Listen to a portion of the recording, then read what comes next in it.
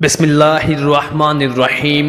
السلام علیکم محترم ناظرین، ایک دفعہ نبی کریم صلی اللہ علیہ وآلہ وسلم صحابہ کرام کے ساتھ تشریف فرما تھے کہ ایک شخص حاضر ہوا اور عرض کرنے لگا، یا رسول اللہ صلی اللہ علیہ وآلہ وسلم، کیا کوئی ایسا مومن بھی ہے جو جہنم میں رہے گا؟ آپ صلی اللہ علیہ وآلہ وسلم نے فرمایا، ہاں، ایک ایسا شخص ہوگا جو جہنم کی گہرائیوں میں 1000 سال رہے گا اور مسلسل اونچی آواز سے پکارتا رہے گا، یا حنانو یا منانو۔ ایک دن وہ اسی قدر اونچی آواز سے یا حنان یا منان کہے گا کہ جبرائیل علیہ السلام جہنم کے قریب سے گزرتے ہوئے اسے سن لیں گے۔ جبرائیل حیران ہوں گے، یہ کیسی عجیب بات ہے کہ کوئی مسلسل یا حنان یا منان پکار رہا ہے۔ جبرائیل علیہ السلام اللہ کے عرش کے سامنے حاضر ہوں گے اور سر سجدے میں رکھ کر خدا کی تسبیح اور پاکی بیان کریں گے۔ اللہ فرمائے گا، اے جبرائیل سر اٹھاؤ۔ جبرائیل جیسے ہی سر اٹھائیں گے تو اللہ فرمائے گا کہ بتاؤ جبرائیل، کیا عجیب دیکھا آج تم نے؟ جبرائیل علیہ السلام عرض کریں گے، اے میرے رب، میں نے جہنم سے آتی ہوئی ایک آواز سنی ہے جو کہ گہرے گھڑے سے لگ رہی ہے۔ کوئی پکار رہا تھا، یا حنان یا منان۔ اللہ فرمائے گا، اے جبرائیل، جہنم کے دروغہ مالک علیہ السلام کے پاس جاؤ اور اسے کہو، جو بندہ حنان منان کی صدا لگا رہا ہے اسے جہنم سے نکال کر تمہارے حوالے کر دے، پھر اسے میرے پاس لے آؤ۔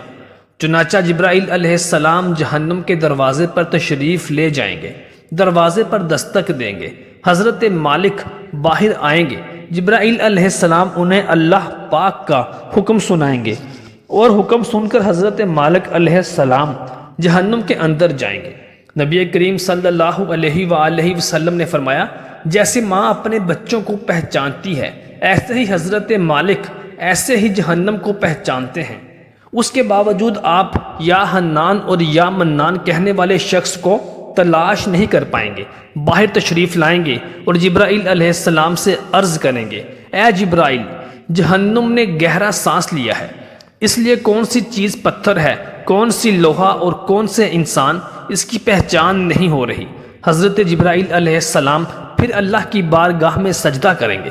اللہ پاک ارشاد فرمائے گا، جبرائیل سر اٹھاؤ، تم یا حنان یا منان کہنے والے کو کیوں نہیں لائے؟ جبرائیل عرض کریں گے، یا باری تعالیٰ، دروغہ جہنم حضرت مالک علیہ السلام نے بھی معذرت کر لی ہے۔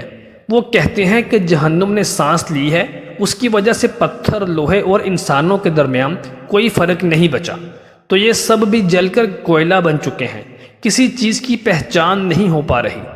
اللہ پاک فرمائے گا، جبرائیل علیہ السلام، مالک سے کہو کہ میرا بندہ جہنم کے فلاں گھڑے میں فلاں کونے میں اس طرح پڑا ہوا ہے۔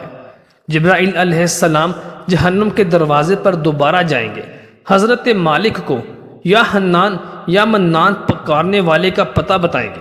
حضرت مالک جہنم کے اندر جائیں گے اور دیکھیں گے کہ ایک شخص اس کے پاؤں اس کی پیشانی کے ساتھ اور اس کے ہاتھ گردن کے ساتھ بندھے ہوئے ہیں اور جہنم کے سانپ بچھو اس کے ساتھ لپٹے ہوئے ہیں۔